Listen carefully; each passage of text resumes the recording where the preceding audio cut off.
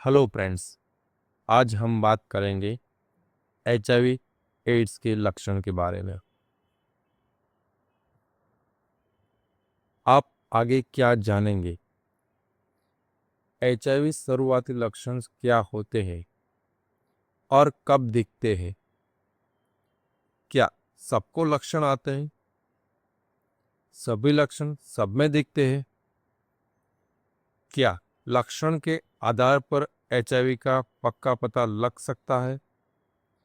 यदि आप लक्षण के कारण आप मानसिक तनाव से गुजर रहे हो तो इस वीडियो को पूरा देखना मत भूलिए।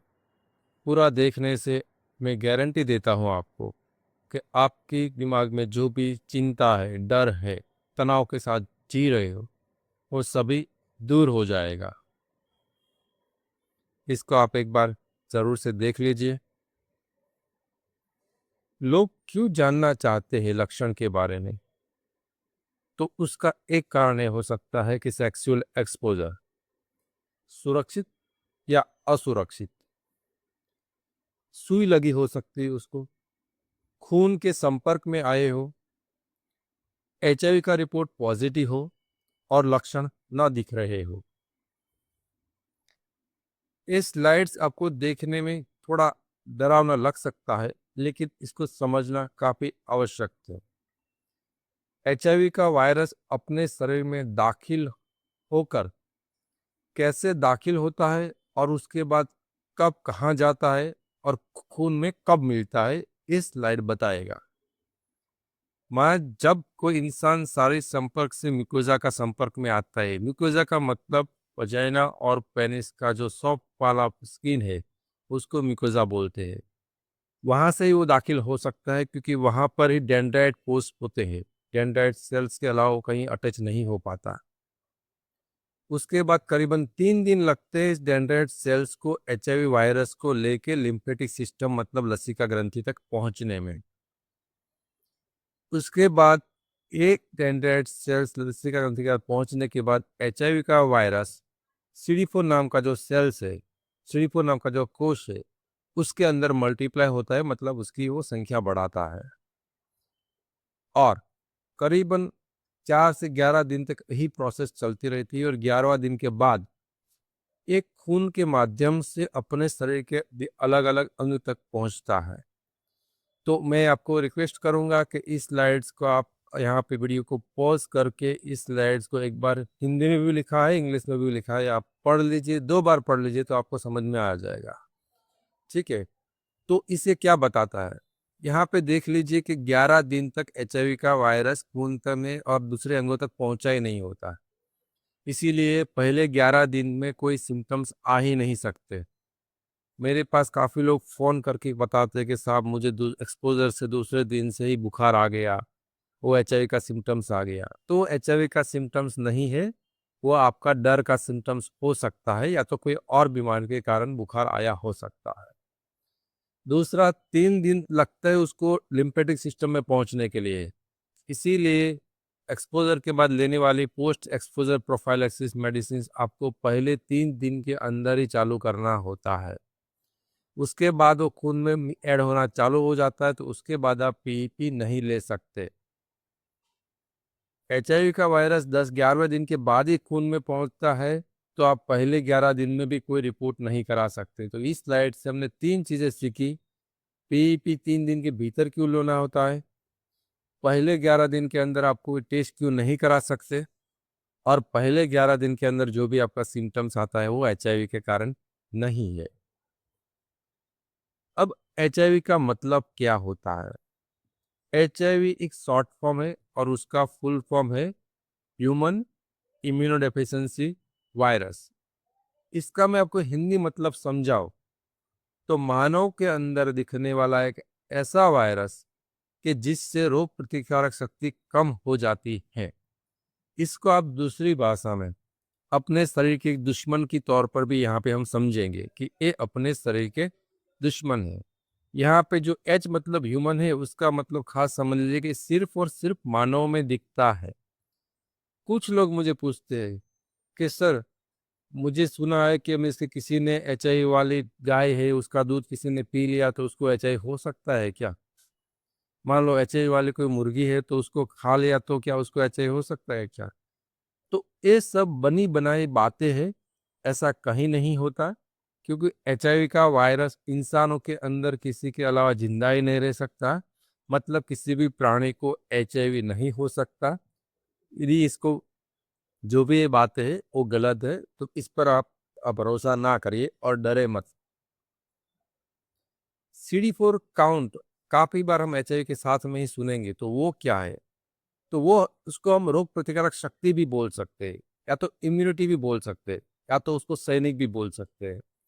जो ये अपने शरीर की ये सैनिक है कि जो दूसरे किस्म की बीमारियों के आने से रोकता है। ठीक है, तो आगे देखेंगे कि CD4 का क्या मतलब रह जाता है और वायरस क्या करता है। अब लक्षण आएगा, उसका आधार बीमारी कौन से स्टेज में है उस पर रहता है। पहले स्टेज को एक्यूट रिट्रोवायरल सिंड्रोम बोलते हैं, दूसरे स्टेज को एसिम्प्टोमेटिक स्टेज बोलते हैं और तीसरे स्टेज को एड्स बोलते हैं। अब इस सभी चीज का हम मतलब डीप में समझेंगे। यहाँ पे जो मीन्स के ऊपर वाला हरा रंग का जो सेल है वो CD4 काउंट है, मतलब अपना सैनिक है।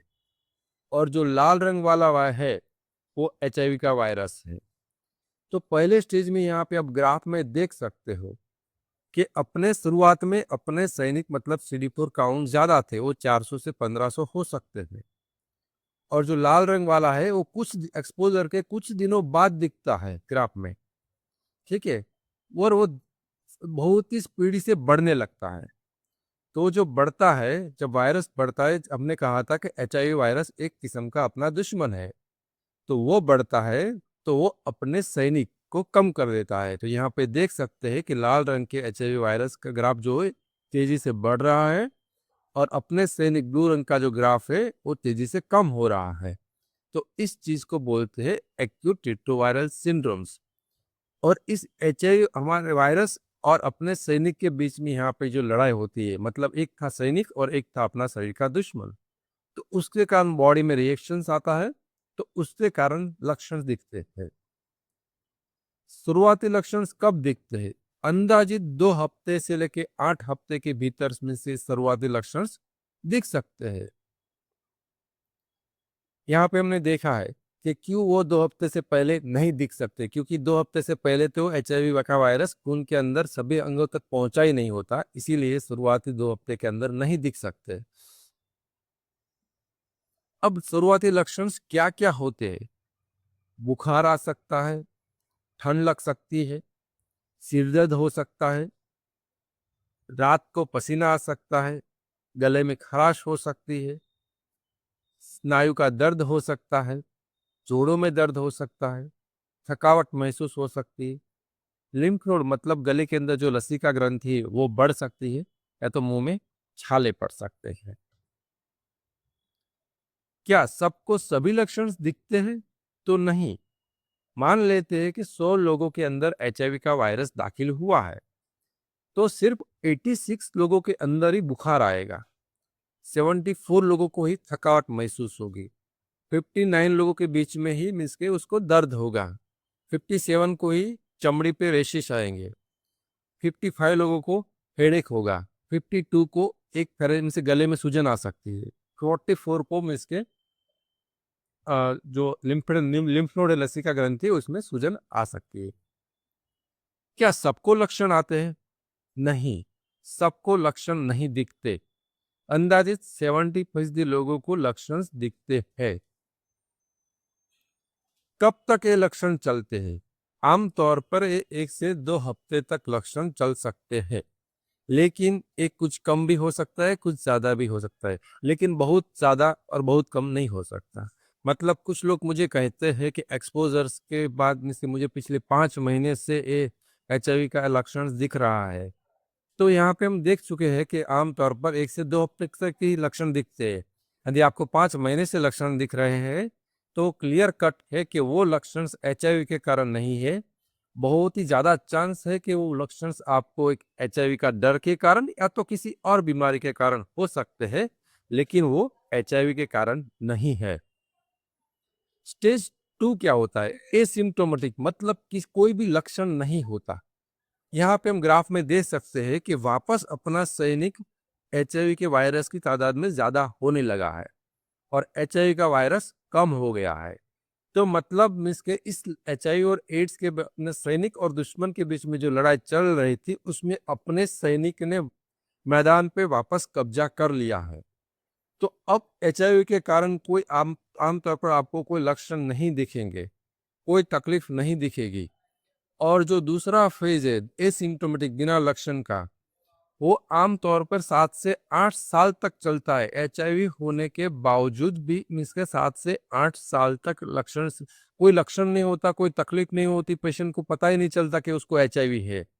तो कुछ लोग यहाँ पे इसलिए कंफ्यूज हो जाते हैं कि जैसे मान लो ऑपरेशन कराने गया और उसको HIV का रिपोर्ट्स कराया और HIV का रिपोर्ट पॉजिटिव आएगा, लेकिन उसको कोई लक्षण ही नहीं है।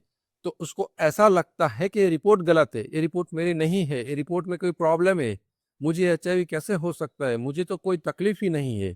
लेकिन ऐसा नहीं है। यदि कोई इंसान दूसरे फेज में होता है तो शुरुआत के 7 से 8 साल तक कोई लक्षण नहीं आते, तो कोई तकलीफ नहीं होगी। तो इसको बोलते हैं एसिम्प्टोमेटिक फेज। तीसरा स्टेज एड्स। 7 से 8 साल की लड़ाई के बाद अपना सैनिक हुए थक जाता है और HIV का वायरस वापस अपनी जो ये मैदान है उस पर वापस अपनी बढ़त बनाने लगता है। तो जो लाल कलर का है वो HIV का वायरस है और वापस वो तेजी से बढ़ने लगता है और अपना सैनिक जो नॉर्मली 400 से 1500 होता है वो कम होता जाता है।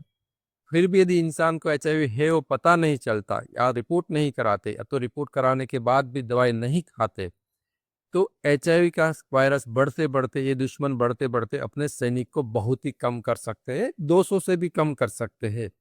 यदि 200 से कम हो जाए तो बड़ी बीमारी आने का खतरा बढ़ जाएगा।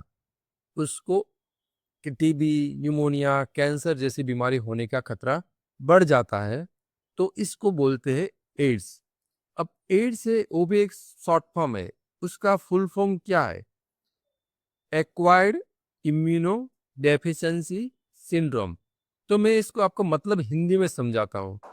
कोई अपना शरीर का प्रॉब्लम नहीं था, लेकिन वो बाहरी कारण से उसने अपनी रोग प्रतिकारक शक्ति को कम कर दिया। तो उसके कारण क्या होगा कि दूसरी बीमारियों ने, टीबी जैसी कोई बीमारियों ने हमला कर दिया। तो गंभीर तकलीफ, जो गंभीर रूप से आखिरी स्टेज में इंसान बीमार होता है, तो जो आखिरी स्टेज है उसको बोलते हैं एड्स। अब एड्स, ये तो हमारी बात हुई इसके लिए कि उसको करना, डिसाइड कैसे करना है कि एड्स है कि नहीं। तो उसके लिए 3 शर्तों का पालन होना जरूरी है। पहला है HIV का रिपोर्ट पॉजिटिव होना। दूसरा है CD4 काउंट, मतलब उसका CD4 कोष की संख्या 200 से कम होना। और तीसरा है टीबी या उससे जैसी बड़ी बीमारी का हाजिर होना। यदि तीनों शर्तों का पालन होता है तो ही किसी को बोल सकते हैं कि एड्स है, वरना हम उसको एड्स से ऐसा नहीं बोलेंगे। कुछ लोग ऐसा बोलते हैं कि साहब मुझे एड्स हो चुका है लेकिन मेरा HIV का रिपोर्ट नेगेटिव आता है। तो ऐसा नहीं बोल सकते आप। यदि जब तक आपका HIV का रिपोर्ट नेगेटिव है तब तक आप किसी को एड्स नहीं बोल सकते। आपके पास कितने भी सिम्टम्स क्यों ना हो, कितने भी लक्षण क्यों ना दिख रहे हो, ठीक है। तो बिना 3 शर्तें हम किसी को एड्स है ऐसा नहीं बता सकते। अब लक्षण के देखिए एड्स के स्टेज में क्या क्या हो सकता है। 10% से भी ज्यादा वजन कम हो जाना, 1 महीने से भी ज्यादा बुखार आना, 1 महीने से भी ज्यादा दस्त की तकलीफ होना, 3 हफ्ते से भी ज्यादा खांसी होना, मुंह और चमड़ी की बार बार बीमारी होना, बार बार वायरस और बैक्टीरिया का चेप लगना, कोई बीमारी सही इलाज कराने पर भी ठीक न होना, सही इलाज करने के बावजूद बार बार वही बीमारी आते रहना। तो ये सब लक्षण है एड्स के। तो अभी जो मुझसे बहुत ही महत्वपूर्ण प्रश्न है, क्या लक्षण के आधार पर HIV का पक्का पता लग सकता है? तो इसका जवाब है हाँ या ना। अब इसको इस समझने के बाद हमको पता चलेगा कि इसका जवाब में हाँ आएगा क्या ना आएगा। तो पहला केस देखते हैं। किसी इंसान को लक्षण है, उसने टेस्ट कराया तो वो रिपोर्ट आया पॉजिटिव, क्योंकि उसके अंदर एचआईवी का वायरस एक्सपोजर के टाइम पे गया था। तो ये बात तो सही है, तो चलो इसमें तो समझने में कोई दिक्कत नहीं है। लक्षण थे, रिपोर्ट कराया, पॉजिटिव आया और एचआईवी का वायरस अंदर गया था, इसीलिए आ गया। दूसरी संभावना ये हो सकती है कि उसको लक्षण नहीं थे, टेस्ट कराया, रिपोर्ट नेगेटिव आया, क्योंकि एक्सपोजर के टाइम पे उस पर एचआईवी का वायरस बॉडी में एंटर ही नहीं किया था। अब तीसरा और चौथा जो केस है उसको समझने की काफी आवश्यकता है। किसी इंसान को लक्षण है लेकिन रिपोर्ट कराए तो नेगेटिव आया, तो ऐसा क्यों हुआ? क्योंकि उसके अंदर एचआईवी का वायरस एक्सपोजर के टाइम पे गया ही नहीं था। तो फिर ये लक्षण कहाँ से आ गए? हमने देखा था कि लक्षण में क्या था, बुखार था। ठीक है, एक लक्षण बुखार था। अब बुखार सिर्फ और सिर्फ एचआईवी की बीमारी में नहीं आता। बुखार आने के लिए तो और भी 50 बीमारियां हैं। वो मलेरिया भी हो सकता है, डेंगू भी हो सकता है, टाइफाइड भी हो सकता है, आपका डर भी हो सकता है। दूसरी चीज है कि आपको थकावट लग रही है। अब थकावट लगने का तो कारण काफी सिर्फ एचआईवी नहीं हो सकता। एचआईवी के अलावा भी काफी कारण है जिसके कारण थकावट लग सकती है। जैसे अभी आपने बहुत ही ज्यादा काम कर लिया है तो हो सकता है, आपको विटामिन की कमी हो तो हो सकता है, आपका खाना ठीक से नहीं जा रहा है तो हो सकता है, और कारण के भी हो सकता है। तो मतलब ये जो सिम्टम्स है वो सिर्फ एचआईवी में नहीं दिखते, एचआईवी के अलावा भी 20, 30, 40, 50 बीमारियों में दिख सकते हैं। तो इसीलिए ऐसा बन सकता है कि एचआईवी के लक्षण आपको दिख रहे हैं लेकिन जब टेस्ट कराते हो तो वो नेगेटिव आता है, क्योंकि एचआईवी का वायरस तो अंदर आपके शरीर के अंदर प्रवेश ही नहीं किया था। अब चौथा और आखिरी केस देखते हैं कि उसको लक्षण नहीं थे लेकिन जब उसने रिपोर्ट कराया तो पॉजिटिव आया। क्यों? क्योंकि उसका एचआईवी के अंदर वायरस तो बॉडी के अंदर प्रवेश किए थे। तो फिर लक्षण क्यों नहीं दिखे? हमने आगे देखा था कि हर एचआईवी, जिस इंसान के अंदर एचआईवी जाता है तो 100 लोगों के अंदर एचआईवी का वायरस प्रवेश करता है, तो सबको लक्षण नहीं आते। करीबन 70% लोगों को ये लक्षण आते हैं, बाकी के 30% लोगों को लक्षण नहीं आते। तो इसका मतलब ये हुआ कि कभी ऐसा भी हो सकता है कि लक्षण है लेकिन बीमारी नहीं है, और ऐसा भी हो सकता है कि लक्षण नहीं है और बीमारी है। तो हमारा सवाल का जवाब यहाँ पे जवाब हमको मिल जाता है। सवाल यह है कि क्या लक्षण के आधार पर एचआईवी का पक्का पता लग सकता है? तो इसका साफ साफ जवाब है ना, ना और ना। तो आपका कभी एक्सपोजर हुआ है, आपको लक्षण दिख रहे हैं, नहीं दिख रहे हैं, तो उसके पीछे मत भागिए। इसीलिए इससे साबित होता है कि सिर्फ लक्षण के हाजिर होने पे आप किसी को एचआईवी ग्रस्त घोषित नहीं कर सकते। इससे यह भी साबित होता है कि लक्षण लक्षण हाजिर ना होने पर आप किसी को एचआईवी मुक्त भी घोषित नहीं कर सकते। तो इस समस्या का एक ही उपाय है, सही समय पर सही लेबोरेटरी टेस्ट और जांच से पता लग सकता है कि किसी को एचआईवी है कि नहीं। तो दोस्तों, मुझे भरोसा है कि इस वीडियो को आपको पसंद आया होगा। इसको आप अपने मित्रों के साथ शेयर कर सकते हो। पसंद आया हो तो लाइक करिए, चैनल को फॉलो करिए, सब्सक्राइब करिए। तो आपका यदि एचआईवी का डर के साथ जी रहे हो, आगे की वीडियो के साथ आप अपने एचआईवी दिमाग में जो भी एचआईवी का डर है उससे आप मुक्ति पा सकते हो। इस वीडियो को आपको अच्छा लगा तो भी कमेंट सेक्शन में क्या अच्छा लगा वो भी बताइए, बुरा लगा तो भी कमेंट सेक्शन में बताइए कि इसमें क्या बुरा लगा। और कोई चीज़ आपको जानना चाहते हो तो कमेंट सेक्शन में लिखिए, और बेल आइकन को जरूर दबाएं तो आपको अगला वीडियो का नोटिफिकेशन आपको मिल सके और आप उस वीडियो को जल्द से जल्द देख सके। मेरा परिचय मैं आपको यहाँ पे हमसे देना चाहूंगा आखिर में कि मैं डॉक्टर केतन राणपरिया, मैं एचआईवी और एड्स का स्पेशलिस्ट हूँ। मेरा क्लिनिक सूरत में है। यदि आप मेरे से ऑनलाइन कंसल्टेशन करना चाहते हो तो सूरत नहीं आ सकते हो तो भी आप स्क्रीन पे दिए गए व्हाट्सएप नंबर पर आप मैसेज करके व्हाट्सएप ऑनलाइन कंसल्टेशन कर सकते हो। धन्यवाद दोस्तों, जल्दी मिलेंगे हम कुछ नई वीडियो के साथ, नई बातें के साथ, आपका एचआईवी का डर दूर करने के लिए। तो कहीं मत जाइए, चैनल को देखते रहिए। धन्यवाद।